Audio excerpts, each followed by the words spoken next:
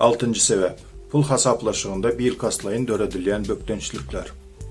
Sonku dövrlerde zahmet iş hakları banka kartlarına yatırılıyor. Emma devlete değişli olan ve hususi dükkanlarda harit edininde dine nağd hasaplaşık geçiriliyor. Zahmet haklarını nağdlaştırmak için elbette bankomatlardan pul çekiliyor. Bankomatlarda mıdamı uzun novatlar olup duruyor. Bunun için halkımız kımmatlı vaktini ve sağlığını yitiriyor. Шестая причина – искусственные трудности платежной системы. За последние годы зарплаты переводятся в банковские карты. Однако при покупке товаров в частных или же госмагазинах невозможно осуществить расчет через банковскую карту. Расчет производится в виде денег. Однако обналичить деньги можно только в банкоматах, где большая очередь.